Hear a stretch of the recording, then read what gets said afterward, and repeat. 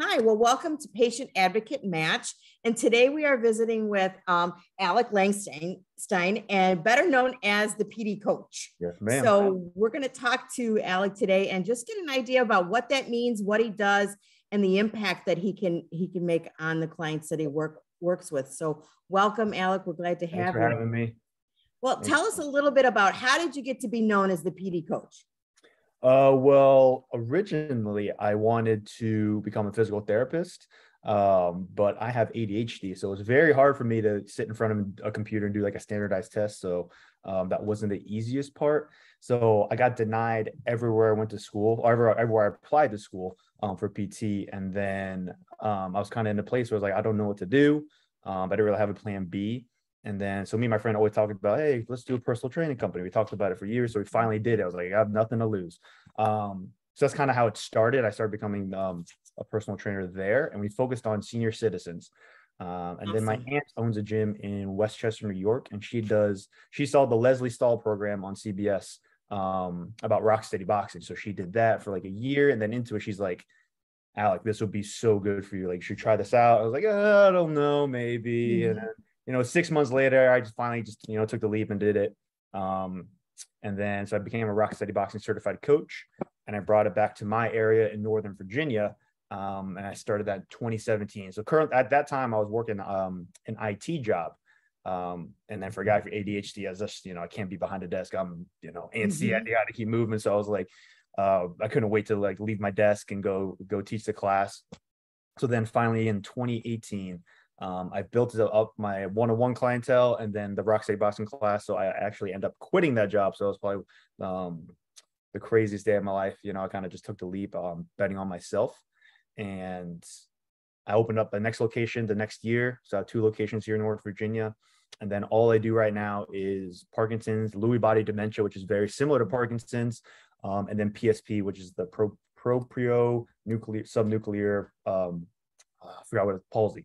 So stuff like that are very similar to Parkinson's, and Parkinson's like syndrome, stuff like that. So that's all I do is Parkinson's. Clientele is just, I went all in. How did you narrow it down? I mean, what drew you to those types of diagnoses? So the Rock Steady Boxing program is a international boxing program where you learn techniques and you learn about Parkinson's, so specifically for people with Parkinson's. Okay. So you get certified there in Indianapolis. That's where their headquarters is. And they have locations everywhere, all across the United States. They ventured out to other locations. Like when I was getting certified, there was a guy from Israel, and he was bringing it back all the way to Israel, and there's stuff in Norway, Japan. So they're expanding it, but most of the locations, I think most locations are in the United States. So it's kind of like a franchise. So you kind of get there and you take it back to wherever you're at and kind of put your own spin on it. So me as a personal trainer, I have a very different perspective compared to like if a physical therapist gets certified in, or occupational therapist. So Rock Steady's kind of run a little bit different. But luckily, I mean, and then I kind of just found like a group of people to start my class. And then it just kind of, just built from there. I got more people. And then I focused on, one-on-one clientele with Parkinson's, because a lot of them can't make it to class. You think they can't drive there. They don't have, a spouse or caretaker to drive them to class. Some people are still working, whether if you're early onset, young onset. So they can't make my middle of the day class. So I go to their house like at 6 a.m. I do my clients there. So it kind of just expanded from there. And then I was just like, this is the perfect niche. Like I love what I do. It's having a greater effect, than just, I want, lose weight. I want 6-pack abs. I want this. So it's, it's literally it's a quality of life thing. So that's kind of where I kind of fell in love with it, where it wasn't just, about those things. It was about, can I squat down without pain? Can I, reach and grab something without, fight the stiffness? Can I walk better, focus on my gait? And that's kind of where, I fell in love with it, because it kind of, put it more in a real world perspective rather than, image, if you know what I mean. That's amazing. Kudos. I think that's so awesome. I just commend you for that. So tell me a little bit, how does the boxing, why is that kind of a choice or of activity? Explain that a little bit. So it's really crazy, because a lot of people think it's counterintuitive, which it kind of is. You think of famous people with Parkinson's, one of the first people that come in mind is Muhammad Ali, right?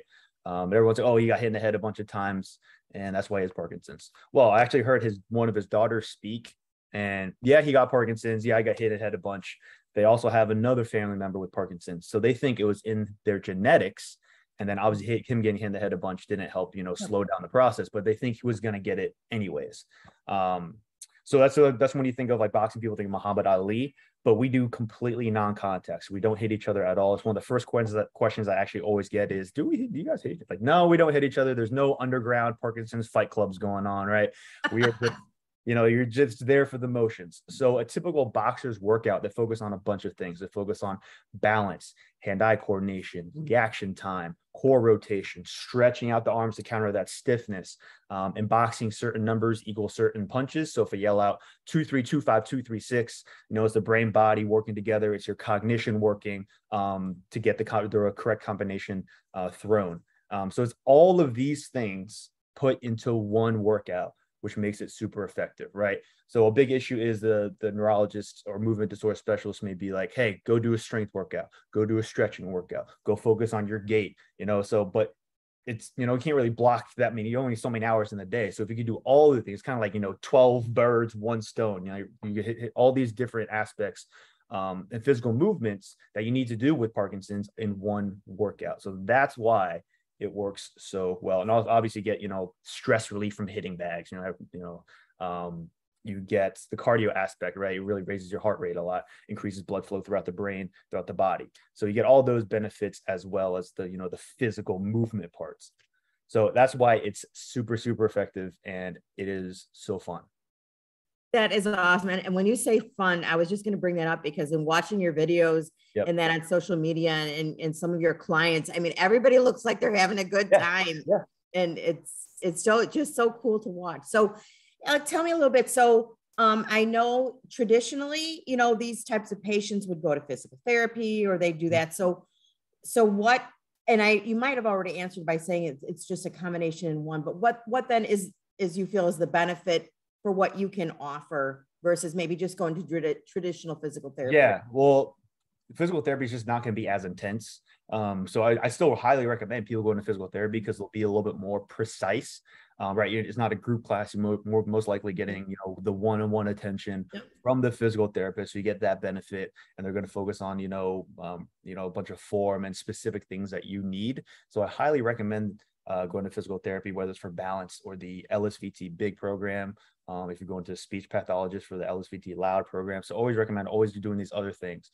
Just because they're not intense doesn't mean they're not going to be effective. But I think with my program, right, I can do things that the physical therapist can't. I could really get the heart rate going really high, I could get them sweating. I could blast the music, I could do all these different things, and then another big thing is the psychological part of it. When you have Parkinson's, I think one of the big issues is if you go to programs, usually in retirement communities, hospitals, clinics, therapy clinics, right? So it's not really, you're like, oh, I'm just, a guy with Parkinson's. But if you go to a boxing gym, psychologically, it makes a big difference in their head. You're like, well, I'm going to a boxing gym. This has nothing to do with, Parkinson's. I'm just going here to hit stuff and do this. So yeah, I'm going to work out. Yeah, exactly. It makes a big difference compared to, oh, I'm going to the hospital. Oh, I'm going to the rehab center, so that plays a big role in it as well. And it turns into one huge support group. Right. So it's one huge group of people with Parkinson's, and they all know what, the person punched them to the left, person punched to the right. They all know what each other is going through. So no one's going to, this is kind of like a judgment-free zone. And then everyone always trades information. It's always awesome. Not during class. It was a big issue. Everyone always talks during class. I'm like, hey, after class, guys, gals, after class, you can talk right now. Let's work out. But it's always fun seeing them chat and exchange information and stuff. So it turns into one huge support group. Well, and then there's safety in numbers. People don't feel alone. They don't feel isolated. They're there with a group of people that are all there, sharing the same challenges. And so that's amazing. So question is, do people come to your gym that maybe do not have, say, Lewy bodies or Parkinson's? Or yeah. So it's funny. I get a lot of calls for just senior citizens. Just like, can I just come do your class? And I'm like, no, sorry, you don't have Parkinson's. So, you can't come to my class. There's like, sorry, you don't have this, neurological disease. I get that a lot. But obviously, if you're just a regular senior citizen, you could definitely see the benefits as well from a boxing workout, because a lot of stuff. So Parkinson's is kind of like, a lot of the symptoms are just regular aging symptoms, like balance, gait issues, stuff like that, rotation, stiffness.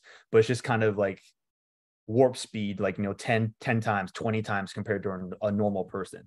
So obviously, like, for a regular senior citizen, you can still definitely see the benefits of doing a part, like a workout that focuses on a bunch of different things like boxing. But definitely get those calls. So do you have some clients that come in that not, So or I don't. I okay. used to.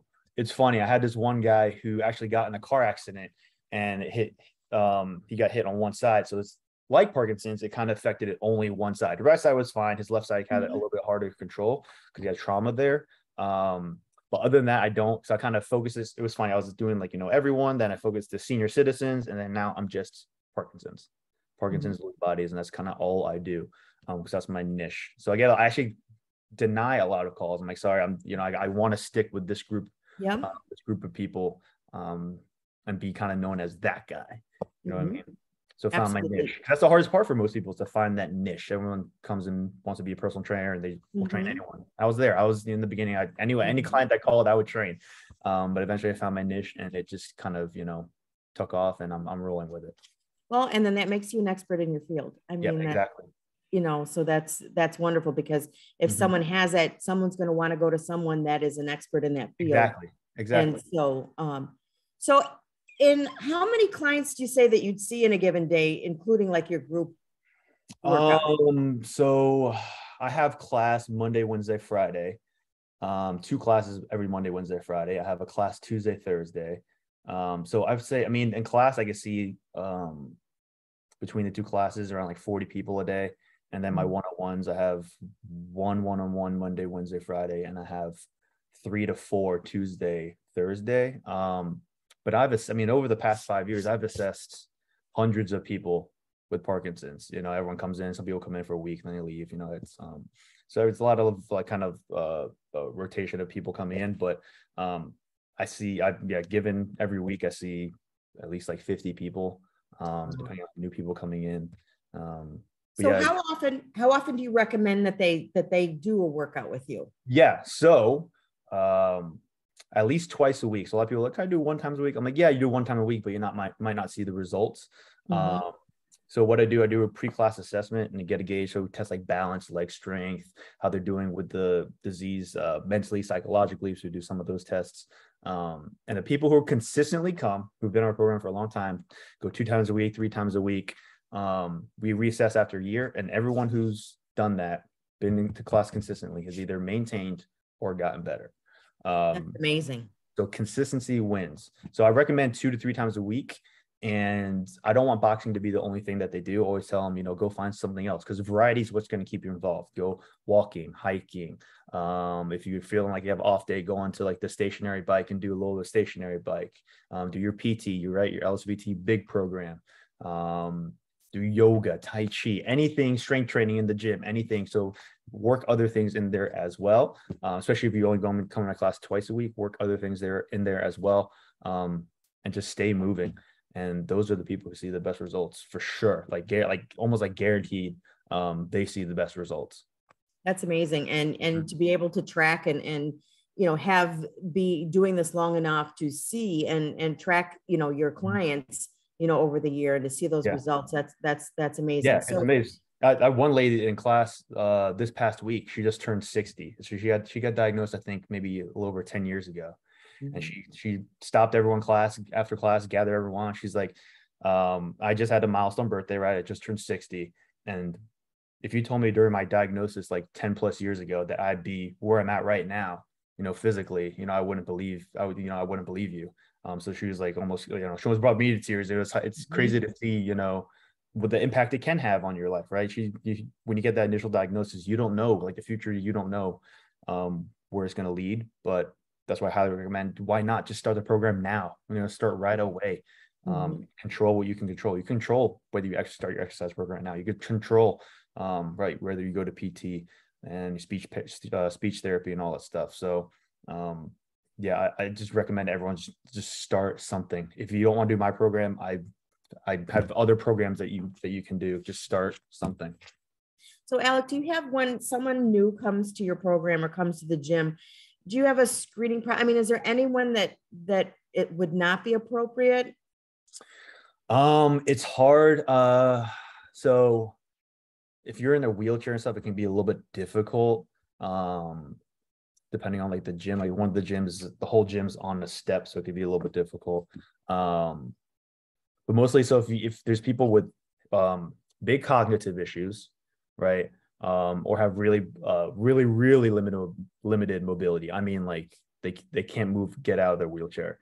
Those are clients that I would have to train one-on-one. They would not really benefit too much from a group class, especially if they have cognitive issues and maybe too much going on for them to actually really pay attention and get the most benefit of the class. So those are the types of clients that I would go to their house and do what I kind of do similar stuff, boxing and other kind of cater to whatever their symptoms are, and do a workout program in their house and give them that convenience. So like my Lewy body dementia client, there's no way in hell he'd be able to go into class, follow along, because that's a big issue. I had one person who actually I couldn't train in class. I had to say, we kind of made a mutual agreement, like, hey, like this isn't going to work, because he had pretty heavy dementia, and I'm in a group class filled with 15, 20 people with Parkinson's, and she really wanted me to be like one-on-one with him the entire group class. I'm like, that's not fair to this person who's paying the same amount, and they're not getting the same amount of attention because I'm giving it to you. So it's just not fair. And that's where the one-on-one training really gets, you see the benefits of me coming to your house and doing that. Excellent. So Alec, you said 2 locations? Yeah, they're both in Northern Virginia. And then I do My Parkinson's Gym, which is online videos. So I have a bunch of different stuff, seated workouts, stuff for more like the young onset that, workouts that I would do. So like my heart rate goes, I'm sweating. So I have a variety of different stuff. And for anyone who's watching this, I have a little announcement. So I've been saying in my emails, a little announcement, big announcements coming up. I'm going to make that a nonprofit. So I want no excuse for anyone to not be able to get a workout in if you have Parkinson's, right? You have a variety of videos I can provide for you, live, on demand. So that's kind of in the works right now. So that's the next step. So busy guy. Kudos to you, Alec. Yep. That's awesome. So how would people find you? How would people reach out to you or find your videos or what you're doing? Yeah. So if you want to reach out to me on Instagram, it's at @the_PD_coach. And then my online video website is myparkinsonsgym.com, myparkinsonsgym.com. And then you have all the videos there. And then if you want to email me, it's info@myparkinsonsgym.com.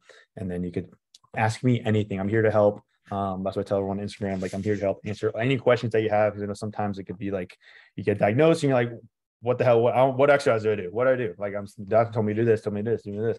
So yeah, I'm here to help answer any questions that anyone may have.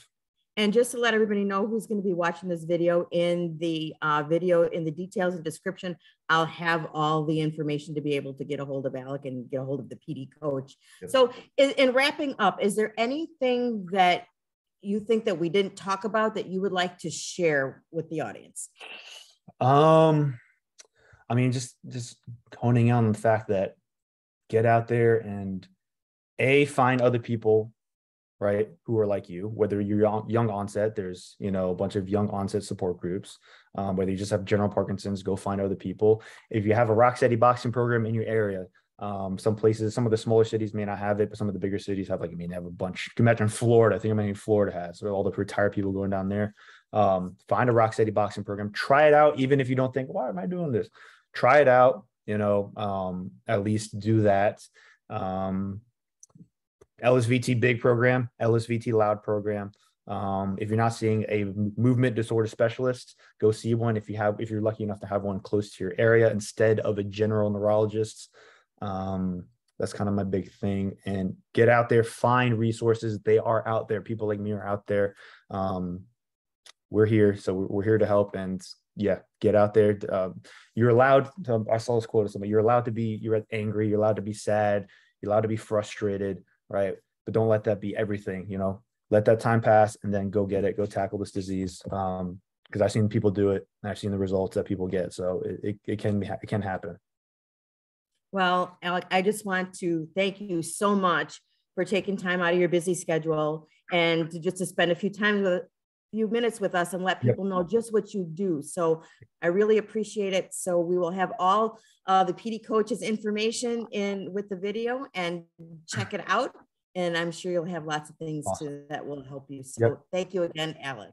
Awesome. Thank you so much for having me. Appreciate it. Anytime I can spread the knowledge for the resources, I'm gonna take it. Awesome. Thank you.